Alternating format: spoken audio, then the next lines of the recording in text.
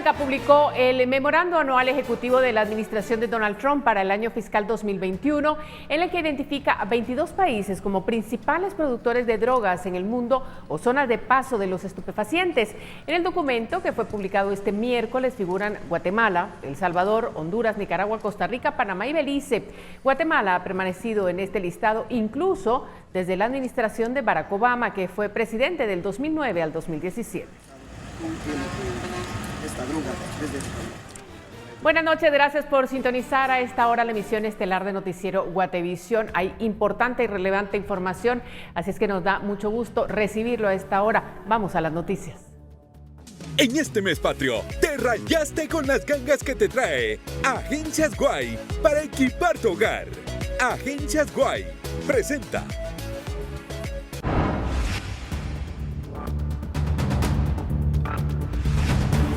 Autoridades y comerciantes se preparan para recibir los primeros vuelos internacionales en el aeropuerto La Aurora, luego de 6 meses de estar cancelados.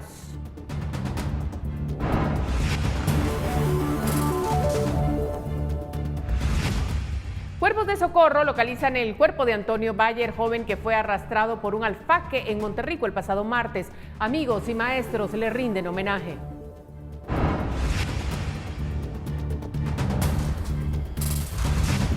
Fiscal General ordena que no sea la FESI la que investigue procedencia de efedrina de una empresa implicada en el caso La Línea Consolidadores. Las razones, hoy se las mostramos.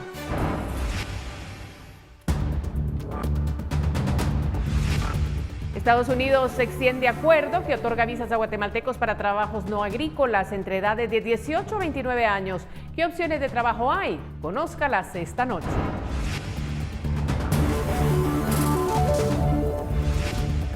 India se ha convertido en el nuevo epicentro del coronavirus. El continente americano todavía representa casi la mitad de los contagios a nivel mundial.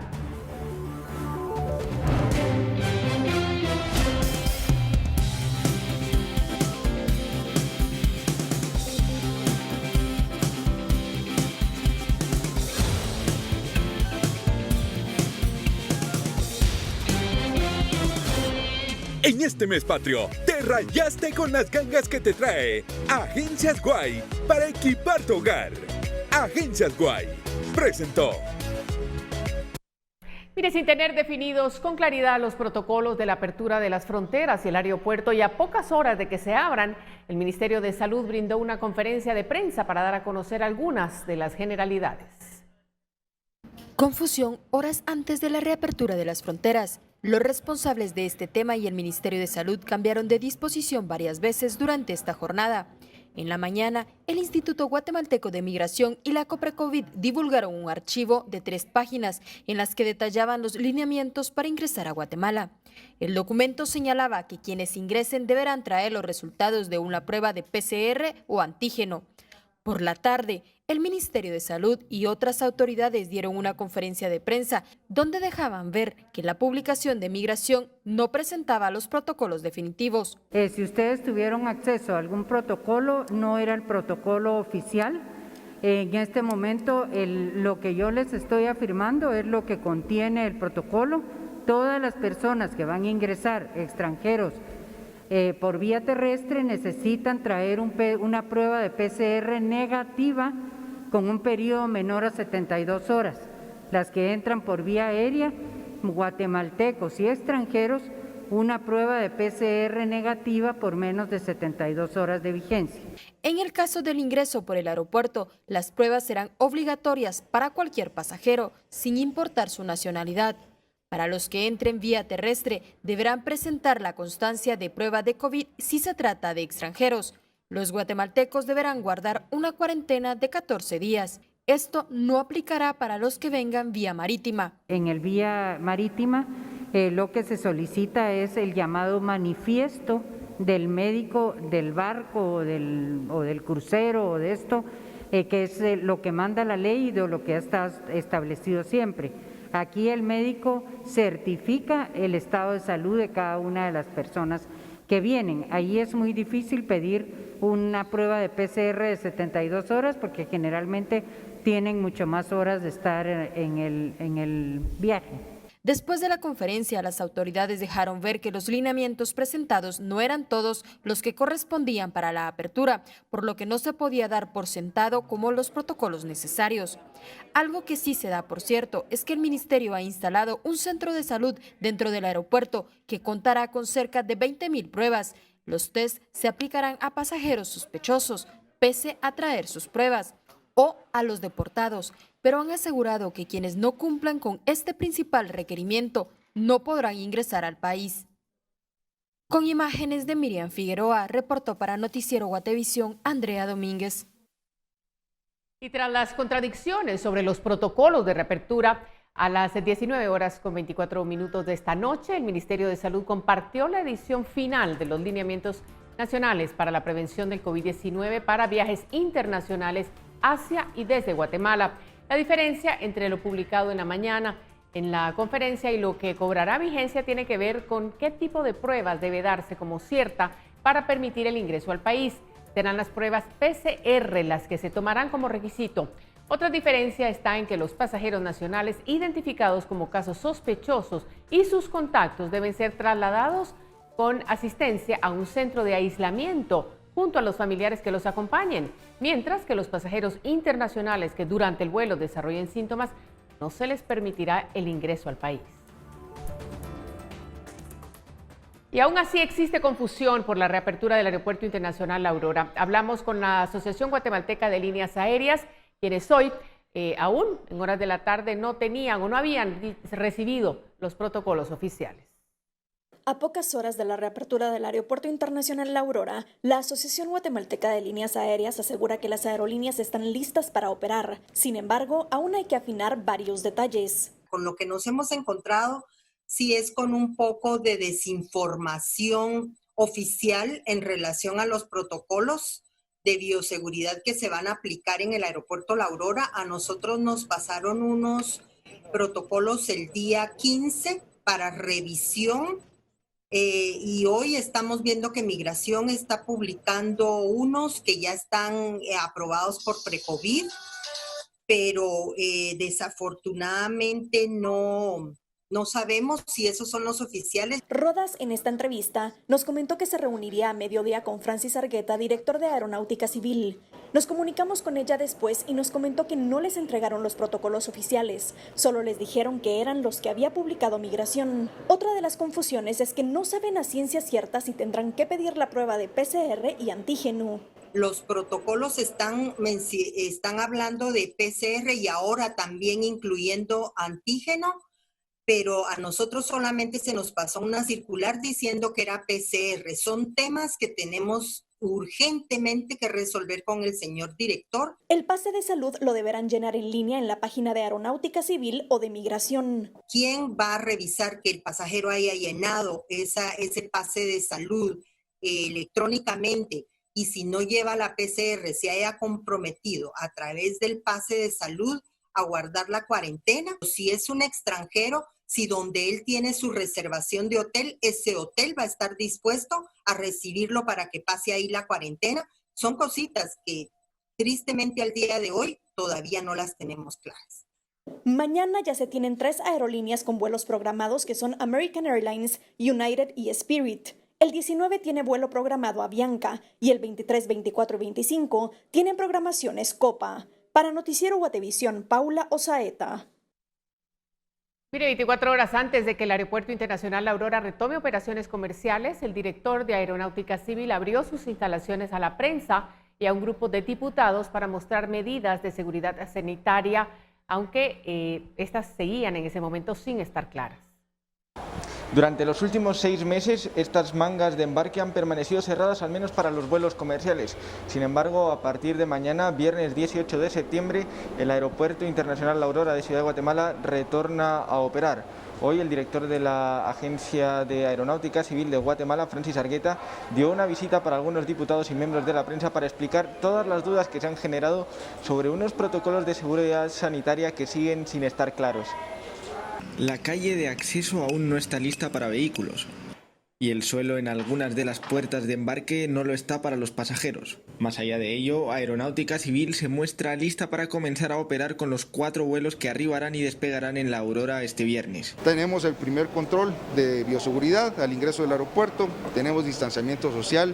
El primer control es una toma triple de temperatura a la entrada, acompañado de un escáner de arco. El distanciamiento está marcado por mamparas en los mostradores y huellas en el suelo. Además, quienes llegan al país necesitan ahora de una clase de certificado. Tenemos acá un centro de salud que va a estar ya funcionando a partir de mañana. En este centro de salud se va a poder hacer la prueba. Por el momento, la información que tenemos es que es totalmente gratuita, ¿verdad? Está bajo la rectoría del Ministerio de Salud. La otra opción es, como usted bien decía, es una cuarentena domiciliar de 14 días. Y la otra, pues, es traer su prueba en mano PCR. Y tras estos 6 meses en los que ha reinado una incertidumbre que no ha hecho sino acrecentarse justo en los últimos días antes de la reapertura del aeropuerto, ya la espera no está por ver cuándo empezará a operar nuevamente, sino en qué condiciones estará operando a partir de mañana. Con imágenes de Noé Medina, reportó para Noticiero Guatevisión, Felipe Garrán. Bueno, y vamos a cambiar el tema porque los bomberos voluntarios informaron este jueves que luego de 24 horas de búsqueda encontraron el cuerpo de Antonio Bayer Aguilar. Amigos y profesores realizaron un homenaje en memoria del joven.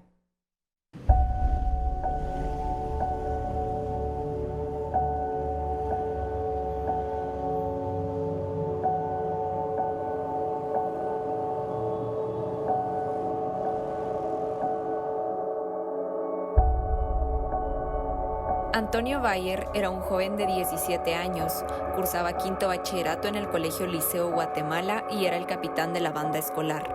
El pasado 15 de septiembre fue arrastrado por un alfaque en el mar y este jueves fue encontrado sin vida a 700 metros en la playa de Monterrico. Cuerpos de socorro reiniciaron la búsqueda alrededor de las 5 de la mañana, pero ya nada pudieron hacer para salvarlo. En este rescate participaron bomberos voluntarios y municipales departamentales y el Ejército de Guatemala. Al enterarse del fallecimiento de Antonio, la tristeza invadió a sus compañeros y profesores, quienes realizaron un homenaje llevándole flores y colocándolas afuera del colegio. Antonio será recordado por sus distintas cualidades, entre ellas el ser identificado como un líder dentro de su promoción. Flores, veladoras y carteles con mensajes para Antonio Bayer pueden verse hoy en la fachada del Colegio Liceo Guatemala. Esto como un homenaje que le están rindiendo sus compañeros y profesores, quienes creen que aunque el joven ya no esté presente físicamente, estará siempre en sus corazones. Con imágenes de Noé Medina, reportó para Noticiero Guatevisión, María Olga Menaldo. En paz descanse y fortaleza a la familia. Vamos a más noticias. La ex vicepresidenta Roxana Baldetti se rehúsa a ser trasladada y atendida en un hospital nacional debido a que considera que es más vulnerable a contagiarse de coronavirus. La exfuncionaria pide ser llevada a un sanatorio privado. La ex vicepresidenta Roxana Baldetti no acepta el traslado y atención médica en el Hospital General San Juan de Dios, así como lo ordenó el juez de mayor riesgo B. Miguel Ángel Gálvez, y justifica que es vulnerable al contagio de coronavirus en ese centro asistencial. El abogado Edwin Mayén, quien representa a Baldetti, expuso que por seguridad y vulnerabilidad al contagio de COVID-19, Baldetti se niega a ser atendida y prefiere que sus dolencias en músculos sean atendidas en un sanatorio privado. El juez de mayor riesgo B. Miguel Ángel Gálvez había ordenado el traslado al Hospital Roosevelt y ante la petición de la defensa reconsideró y resolvió que la ex vicegobernante fuera al Hospital General San Juan de Dios. Se revocó ese traslado al Hospital Roosevelt, sin embargo, reordenó o emitió una nueva orden el señor juez de que fuera trasladada al Hospital San Juan de Dios.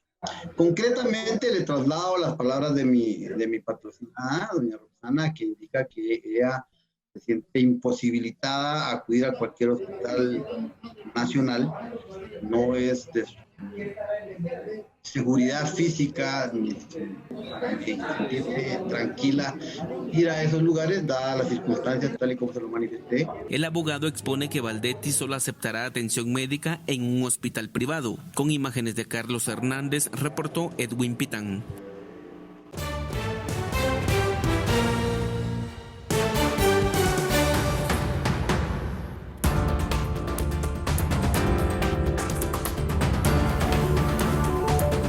Fiscal General ordena que no sea la FESI la que investigue procedencia de efedrina de una empresa implicada en el caso de la línea Consolidadores. ¿El por qué? Al volver.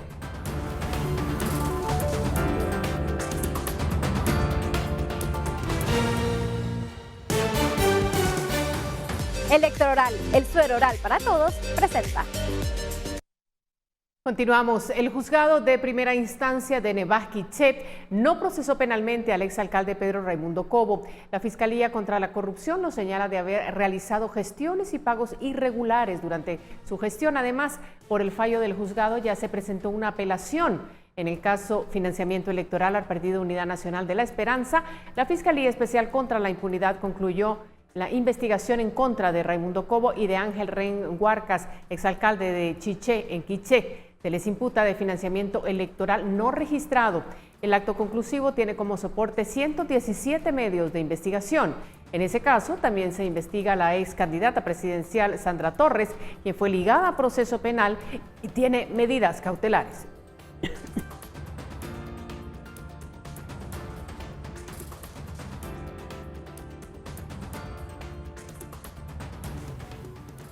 En otro tema, Ministerio Público transfiere de Fiscalía la investigación por posible narcotráfico relacionada con el caso La Línea Consolidadores.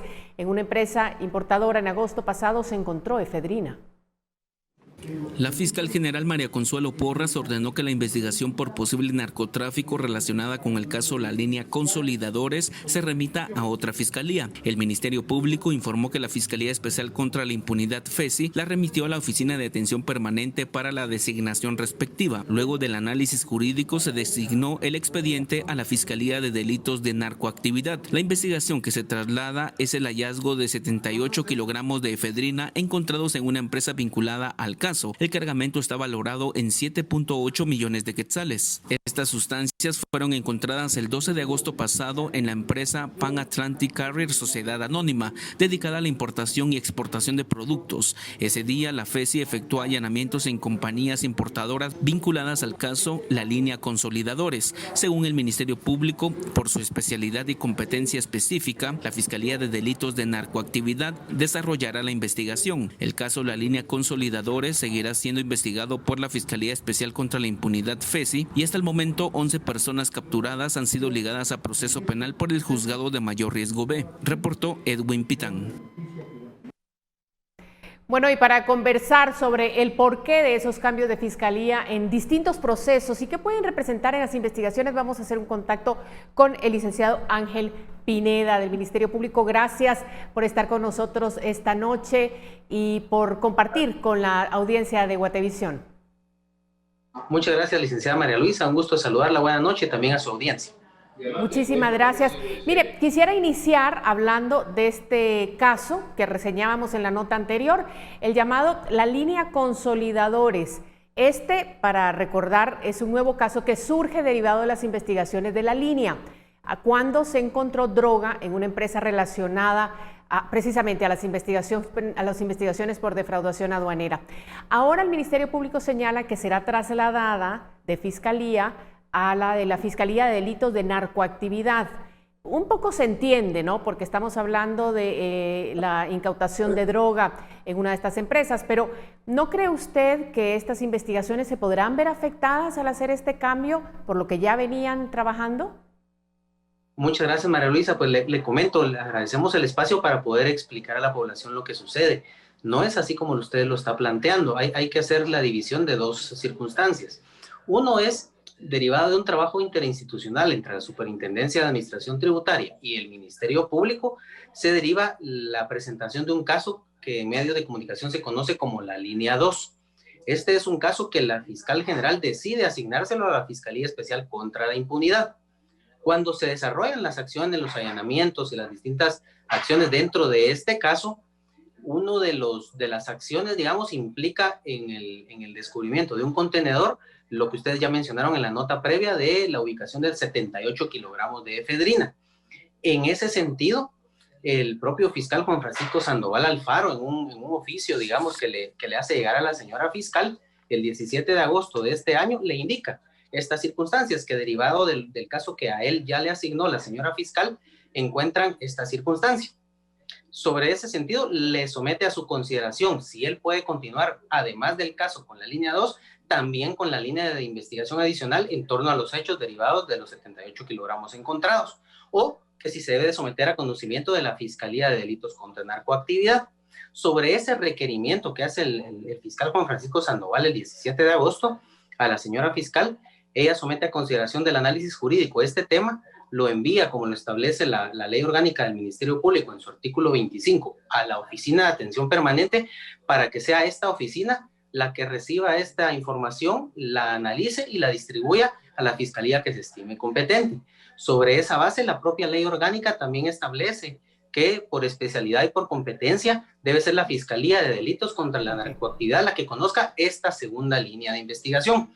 Eso quiere decir que el caso de línea 2 sigue en conocimiento de la FESI y el caso relacionado con los 78 kilogramos de efedrina está ahora a cargo de la Fiscalía de Delitos contra la Narcoactividad. Por competencia, entonces, digamos, ¿no? En ese sentido, ¿verdad? Sino que son dos acciones diferentes, dos hechos diferentes, dos casos diferentes que en consecuencia serán analizados como estime conveniente cada fiscal. Claro, eso está muy claro. ¿Cómo se trabajará por el tema de que ya lo tenía la otra fiscalía? ¿Cómo será ese trabajo que se va a hacer en conjunto, supongo? ¿Hay una línea de cooperación? Bueno, le comento, sí, el caso se traslada a la Fiscalía de Delitos contra la Narcoactividad. De hecho, es una de las fiscalías que ha sido fortalecida en la gestión de la doctora María Consuelo Porras como fiscal general y jefa del Ministerio Público. Tenemos el acompañamiento del gobierno de los Estados Unidos para el efecto del fortalecimiento de esta fiscalía de sección, que es una fiscalía especializada por competencia dada por la propia ley y por especialización en la propia práctica, ¿verdad? Entonces, ya el fiscal encargado de esta fiscalía determinará lo que estime conveniente, como lo hace en todos los casos que se somete a su conocimiento. Claro. Licenciado, bueno, este caso, la línea ha dado tanto que hablar y parece una bola de nieve y vienen saliendo siempre más cosas. No sé si es posible que usted nos diga si están tratando de encontrar o han encontrado algún tipo de indicios acerca de ilícitos de esta naturaleza, como encontrar drogas. Por ejemplo, me refiero a tráfico de armas, incluso de personas, ya que estamos hablando de aduanas. Claro, le comento, sí, efectivamente, todas las investigaciones siempre arrojan distintas líneas en ese sentido, ¿verdad, María Luisa? Y en consecuencia, los fiscales determinan esos aspectos. Aquí es importante también hacerle mención a la población que puedan comprender desde el lado del Ministerio Público dos aspectos muy fundamentales. Toda acción que realice el Ministerio Público eventualmente puede terminar en la judicialización de un caso ante el órgano jurisdiccional correspondiente. Sobre esa base, el artículo 314 del Código Procesal Penal establece que la publicidad de los actos se pueden dar únicamente hasta la fase de juicio o debate. Claro. Eso si se judicializan las circunstancias. Si están en sede de Ministerio Público, digamos, la propia ley orgánica también establece la forma de comunicar todo lo que tenga que ver con el tema de casos. El artículo 58 de la ley orgánica del Ministerio Público establece que se debe de dar información, por ejemplo, a los medios de comunicación a través de la oficina de prensa, y establece que se debe tener siempre en consideración lo que establece el artículo 7 de la ley orgánica. El artículo 7 establece aspectos fundamentales de una democracia: el respeto al derecho de inocencia, el respeto a la intimidad, el respeto a la dignidad de las personas, y además agrega un tema particular de la función del Ministerio Público, que es el no poner en riesgo las investigaciones de los casos. Definitivamente. Este es el aspecto que toman en cuenta todos los fiscales, y la información que yo le estoy trasladando a usted el día de hoy es información que los fiscales a cargo de los casos permiten que se pueda informar a la población. Esto no es por una acción arbitraria, digamos, sino que es una normativa legal que lo que regula es una estructura jurídica de proteger el desarrollo de una investigación, claro, que eventualmente terminará en una acusación. Mire, póngale que yo le pudiera informar algo que el fiscal me hubiera autorizado hoy para trasladar a la población, que no fuese en torno a lo que le ponga o que le pusiese en riesgo a él su investigación. Claro. Eso implicaría poner en alteración, en antecedentes, digamos, a personas que pueden estar siendo investigadas, y sobre esa base entonces genera una complicación para la investigación. Definitivamente. Sí hay más líneas de acción en este caso, tanto en el de la línea 2, María Luisa, como en el tema de narcoactividad. pero Claro. en este momento no es oportuno poder informar al respecto. Declarar un poco más allá, comprendemos esta situación. Pero mire, hablando de otro cambio, porque esa era un poco la idea de tener esta conversación con usted esta noche, un cambio de fiscalía, y me voy a referir a un caso importante que como menos genera dudas, el caso de conspiración contra el ICS, que ahora se traslada a la Fiscalía contra Delitos Transnacionales. Le recordamos a la audiencia que este caso fue en primera instancia denunciado por Carlos Contreras, presidente del ICS, indicando actuaciones para afectar al instituto, especialmente, decía, en cuanto a la compra de medicamentos e insumos. Entonces aquí surge la duda que tenemos todos, ¿por qué el cambio? ¿Qué indicios se han encontrado, si nos puede compartir, que amerite este cambio a esta fiscalía? Cuando el mismo presidente del ICS se opone y manifestó públicamente que se opone a este cambio.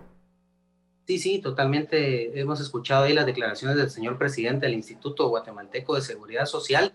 Él, por supuesto, es parte dentro del proceso. Como le he comentado anteriormente, el artículo 314 del Código Procesal Penal permite que las partes sí tengan conocimiento de las acciones de investigación. Sin embargo, hay que recordar que este caso está bajo reserva. Aquí él como parte decidió informar esa parte específica del caso, digamos, porque lo determinó así. Desde nuestra parte como Ministerio Público, estando el caso bajo reserva, yo le pediría que pudiera comprender la población que no se puede informar al respecto. Ya hay una orden dada por el juez competente en torno a que no podemos platicar de este aspecto. Sin embargo, sí puedo platicarle de los hechos que ha hecho público, digamos, el señor presidente del instituto. Y sobre esa base, pues la Constitución le da a la señora fiscal la posibilidad, digamos, de ejercer la acción penal pública. Únicamente a ella, no a nadie más.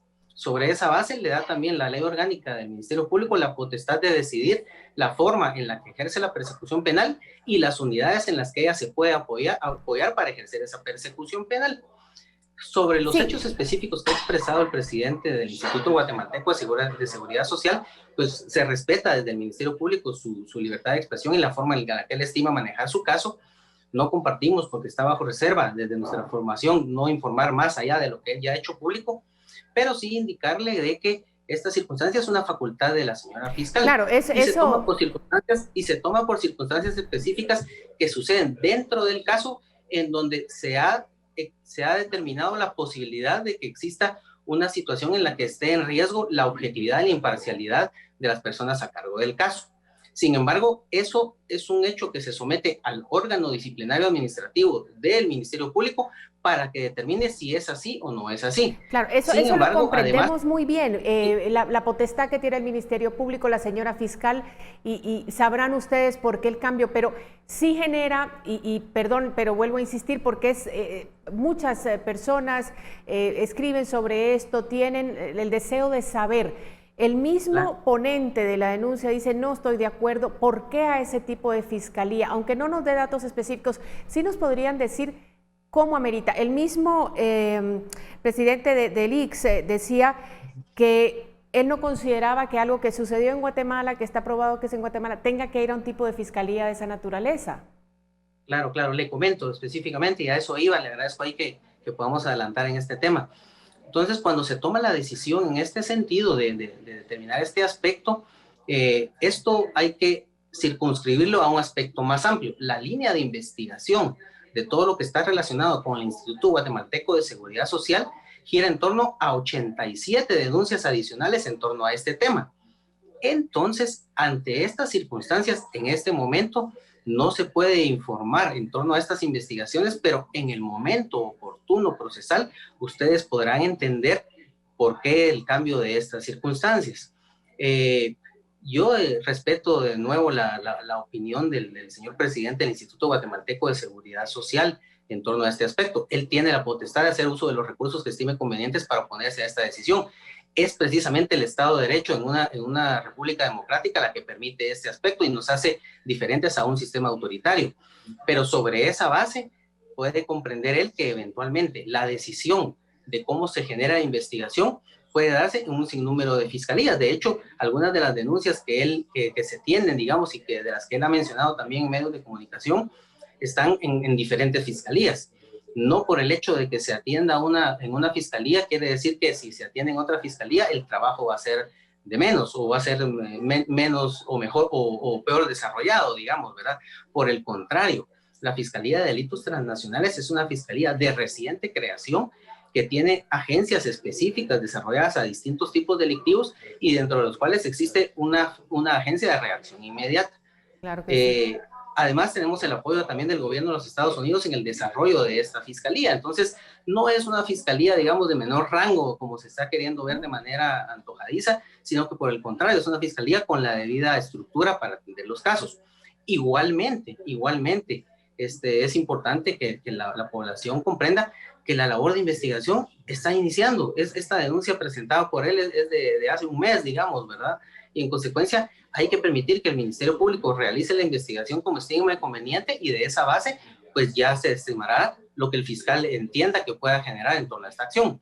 No debe generar discusión en ese sentido. La persona que tenga duda al respecto podemos explicarle en torno a estos temas. Claro.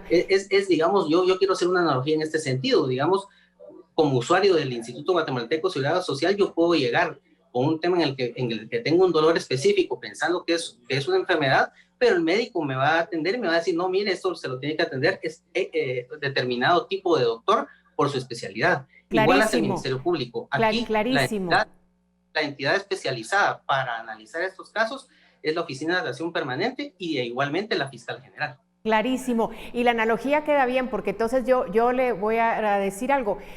Sí me gustaría que el doctor me dijera por qué me va a remitir a otro especialista. Y ese es el punto. Entendemos que no se puede, entendemos que es el tema de la forma en que la ley debe operar para que sea segura para todos, pero definitivamente sí esperamos que en cuanto sea posible haya esa comunicación para comprender aún más por qué se están haciendo estos cambios. Pero le agradecemos muchísimo, licenciado Ángel Pineda, secretario de Asuntos Internacionales y Cooperación del Ministerio Público. Gracias por estar con nosotros. Muchas gracias, igualmente a ustedes. Pasen buena noche. Mejor la pase usted. Electroral, el suero oral para todos, presentó. Bueno, y tenemos que seguir informando porque India se ha convertido en el nuevo epicentro del coronavirus. El continente americano todavía representa casi la mitad de los contagios a nivel mundial. El número global de nuevos casos diarios alcanzó niveles récord en los últimos días y las muertes se acercaron al 1.000.000. En momentos en que la carrera internacional para desarrollar y comercializar una vacuna se intensifica. Según datos de la Organización Mundial de la Salud, el total de casos de coronavirus en el mundo ya es más de 5 veces mayor que el número de enfermos graves de influenza registrados anualmente. Se necesitaron 18 días para que los casos globales aumentaran de 25 millones a más de 30 millones de contagios de COVID-19. Seguimos en esa línea porque vamos a hablar de la fabricante de vacunas china Sinovac Biotech, que planea iniciar ensayos clínicos de su vacuna experimental contra el coronavirus en niños y adolescentes este mes, con lo que ampliará el espectro de estudio de una fórmula que ya está en etapa final de las pruebas en adultos. Un total de 552 participantes sanos de entre 3 y 17 años recibirán 2 dosis de Coronavac o un placebo en ensayos de fases 1 y 2 que empezarán el 28 de septiembre. En otras cosas, calles inundadas y árboles caídos son las secuelas que dejó el huracán Sally en el sureste de Estados Unidos tras golpear los estados de Alabama y Florida. Sally tocó tierra como huracán de categoría 2 en Alabama, con vientos máximos sostenidos de cerca de 170 kilómetros por hora. Desde entonces se ha degradado a tormenta tropical. Más de 500,000 hogares y negocios en Alabama, Florida y Mississippi se quedaron sin electricidad. El presidente de Estados Unidos, Donald Trump, sugirió este jueves que el resultado de la carrera presidencial del 2020 nunca podría determinarse con precisión en un nuevo ataque infundado contra la votación por correo, debido a la enorme cantidad sin precedentes de papeletas no solicitadas que se enviarán a los votantes o a donde sea. Este año, el resultado de las elecciones del 3 de noviembre nunca se determinará con precisión, que es lo que algunos quieren. Otro desastre electoral. Así escribió Trump en un tuit. Trump ha afirmado que este último sistema es propenso al fraude, aunque los estadounidenses han votado por correo durante mucho tiempo.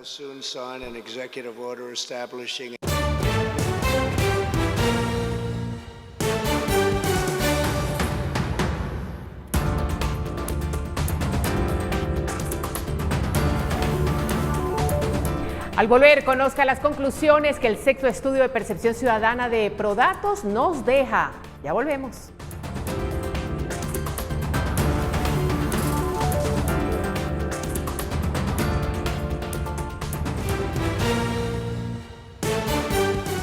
Tenemos más y tenemos la actualización del Ministerio de Salud Pública y Asistencia Social que reporta que en las últimas horas se procesaron 2.851 pruebas para detectar COVID-19, de las cuales resultaron positivas 740 personas. Con esto, los casos totales acumulados ascienden a 83.664. Además, se informa que 27 personas más fallecieron a causa de la enfermedad, por lo que la cifra total de decesos asciende a 3.036. Hasta el momento se estiman 73.260 casos recuperados. Por ahora, la cifra total de casos activos estimados es de 7.368, según datos del Ministerio de Salud, actualizados hasta las 23 horas con 59 minutos del día de ayer. Bueno, y continuamos informando esta noche porque cada vez más guatemaltecos salen a las calles para retornar al trabajo y muchos son los que ven en ello el impacto positivo en su economía. Son algunas de las conclusiones que el sexto estudio de percepción ciudadana de Prodatos nos deja. Y para analizarlo a fondo tenemos a Felipe Garrán en nuestro estudio. Adelante. Gracias, María Luisa. Muy buenas noches. Y es que con el inicio de la reapertura, la cual data ya del 27 de julio, varios sectores han ido adquiriendo unas libertades impensables en los meses previos. Aún así, ¿qué tan de acuerdo están los guatemaltecos en reabrir determinados sectores?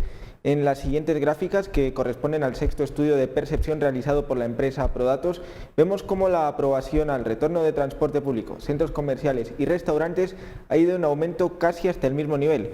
40% en el caso del transporte público, vemos cómo es un 36% en los centros comerciales y un 39% en el caso de los restaurantes. Lo anterior es en cuanto a sectores comerciales, pero estos también suponen para mucha gente sus puestos de trabajo. Así que pasamos al factor laboral. El 79% de los guatemaltecos encuestados está saliendo de sus casas para trabajar. Pero de estos, ¿quiénes lo hacen más? El grupo etario de entre 35 y 44 años lo está haciendo en un 86%. Son los que más están saliendo a laborar. Le siguen muy de cerca los adultos de entre 45 y 54 años en un 85% y los un tanto más jóvenes de entre 25 y 34 años en un 84%. Fuera del podio se quedan los más chicos del estudio, aquellos que tienen entre 15 y 24 años, quienes están saliendo en un 73% para trabajar, y los mayores analizados, que son aquellos de más de 55 años, en un 63%. Para ampliar un poco más esta última entrega de la sexta edición del estudio de Prodatos, vamos a ver la siguiente nota. Última estación de la sexta entrega del estudio que la empresa Prodatos realiza para Noticiero Guatevisión y Prensa Libre. Ahora abordamos el empleo.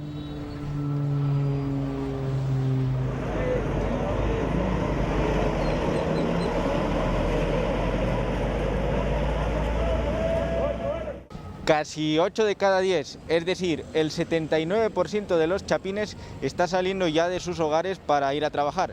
Esto representa un aumento de 3 puntos porcentuales respecto a la medición de agosto y cabe mencionar que en abril, cuando se hizo el primer estudio, era tan solo el 41% de guatemaltecos quien lo estaba haciendo. Más salidas para trabajar parecen representar también más ingresos para el hogar. Si en junio el 69% de los encuestados, que recordemos son todos del área metropolitana, creía que sus ingresos se habían visto reducidos, hoy en septiembre es menos de la mitad, tan solo el 49% quien tiene esa percepción. Hay que mencionar también que es la primera vez desde que Prodatos comenzara a hacer estos estudios en abril que esta cantidad baja del 60%. Con medio año ya con presencia del COVID-19 en nuestro país, este es el sexto estudio que Prodatos realiza y de momento parece que no será el último.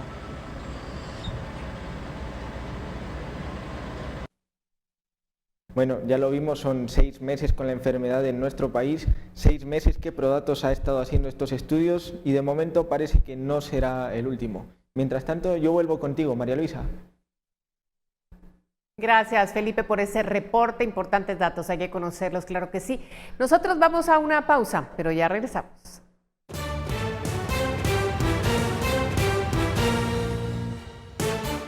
Mire, Guatemala y Estados Unidos ampliaron esta mañana el acuerdo bilateral en materia laboral suscrito en julio del 2019, con el cual se darán visas H-2B, que son del sector no agrícola, para que guatemaltecos puedan trabajar en Estados Unidos. Guatemala cuenta con una población migrante estimada en 2.9 millones de personas, quienes contribuyen con el desarrollo económico del país mediante el flujo de las remesas familiares. La firma de la ampliación del acuerdo en materia laboral entre Guatemala y Estados Unidos vendría a dar oportunidades para otros sectores, pues el acuerdo amplía la aplicación para las visas H-2B, que son para el sector no agrícola, sumándose a las visas agrícolas H-2A que se han dado desde hace algún tiempo. Los programas de empleo temporal ayudan a mejorar la prosperidad en Guatemala, la cual reduce la migración irregular hacia los Estados Unidos. La verdad es que este es un gana-gana para los dos países. Guatemaltecos que ansían oportunidades laborales pueden alcanzarlas, mientras que agricultores y empleadores estadounidenses que carecen de suficiente mano de obra calificada logran obtenerla. Con la firma de esta adenda, los guatemaltecos pueden optar a trabajos de jardinería, mecánica, albañilería, pilotos, construcción en general, electrónica, entre otros. Que no solo permitan obtener una mejor calidad de vida, como ya lo mencionó muy bien el embajador, sino que a través de un salario digno, sino que permitan que las personas puedan regresar con sus familias cuando concluyen los periodos de contrataciones, con la oportunidad de poder regresar y gozar de todos los beneficios de un trabajo regular.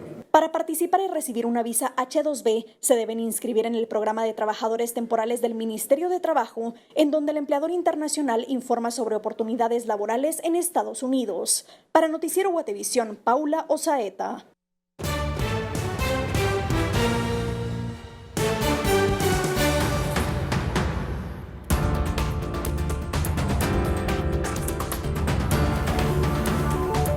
Ubicaba a sus víctimas y les hacía creer que tenían una orden de captura. Más adelante le contamos la forma de operar de los Sierra Obando en Amatitlán. Ya volvemos.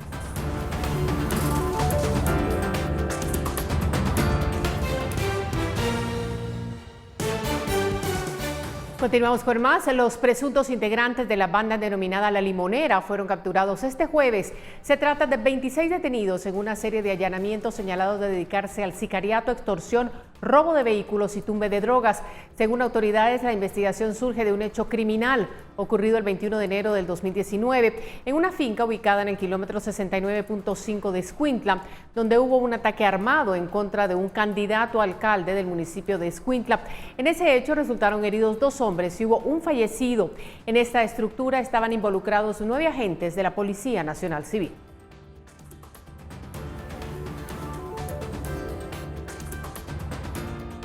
La banda Sierra Obando, que cometió más de 100 crímenes, empezó a operar en Amatitlán y vecinos de ese municipio llegaron a reconocer los vehículos que usaba esa agrupación para hacer limpieza social, matando a presuntos ladrones. Informes de investigación de la Fiscalía de Delitos contra la Vida revelan que en 2008 empezó a cometer crímenes en Amatitlán una banda de sicarios. Conforme pasaron los años fue más sanguinaria y se les atribuyen 100 crímenes.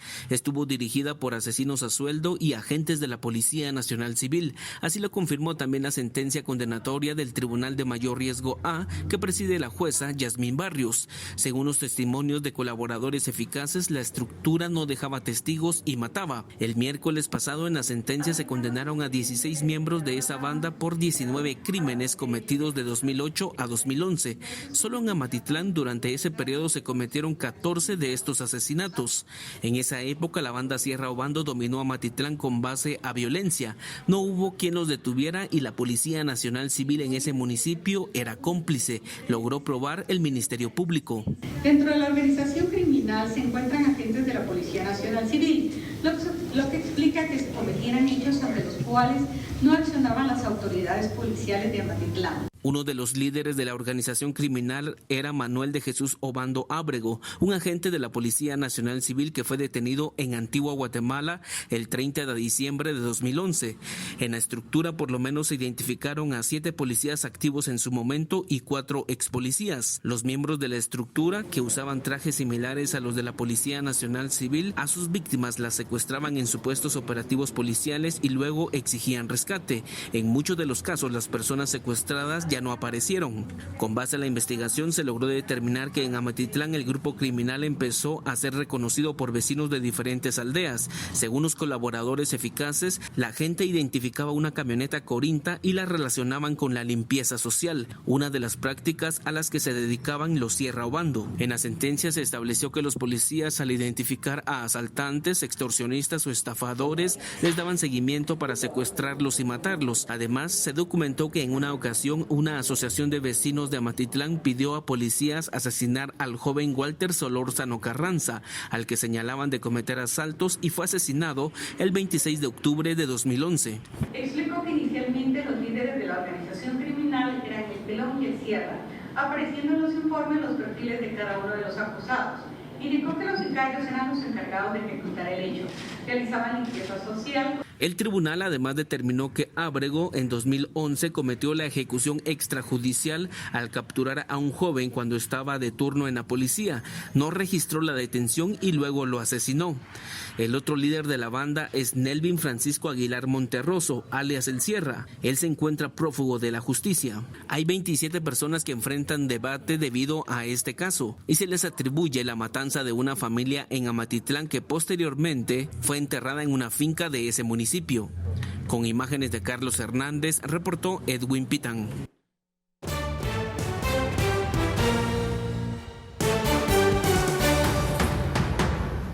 Bueno, y así nos despedimos esta noche, agradeciendo, como lo hacemos siempre, su preferencia, recordándole que mañana vamos a estar acá con más noticias. Que tenga la mejor de las noches.